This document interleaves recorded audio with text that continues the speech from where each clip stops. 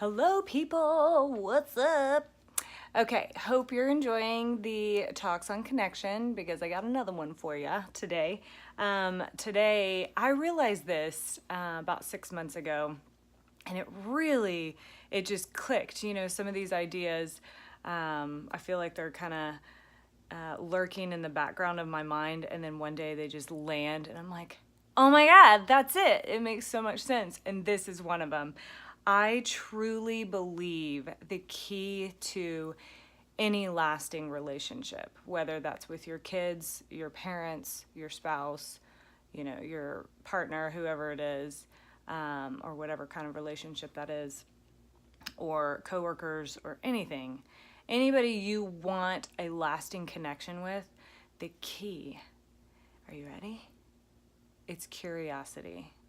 Keeping curiosity for that person. And the awesome thing about curiosity is that you can easily awaken it. You can easily conjure it up, which makes it sound like it's not real, but it totally is because, you know, I think love switches back and forth depending on the different phases that you're in.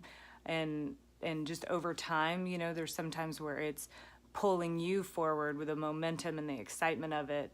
And then other times it's like, oh my gosh, this is like almost boring. It's so mundane. And those are the times you can say, I can get curious here. I can start asking more questions and poking around a little bit. So with my kids, it's so fun because I started playing this game with them, and you know, we'll just sit around and I'll look up questions to get to know people.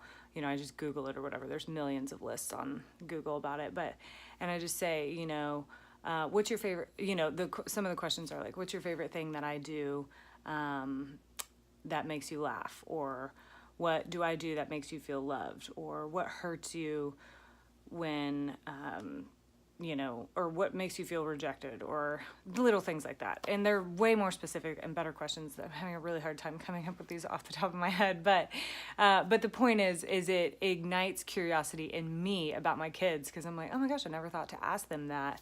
Or you know, what's something that you've never done that you've always wanted to do, or something like that. It's really, really fun. And if you just get curious a little bit every day about your person, whatever person you want to keep and continue and build a relationship and connection with, then you'll see it change. I mean, give it a couple weeks and it's amazing the conversations that can come from just a little spark of curiosity. So step 2, or idea 2 about how to build great connections with people, is to get curious. And again, all of these steps can be turned on yourself as well. So, you know, the last step was seeing the separateness that you try to create and find similarities and find ways to connect with people, and good things and positive things, and see yourself and others.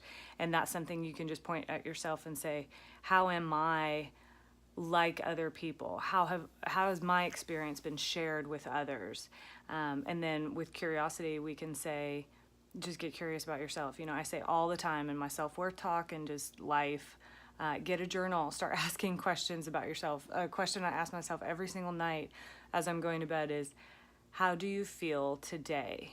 And what are those emotions teaching you or leading you to, pointing to?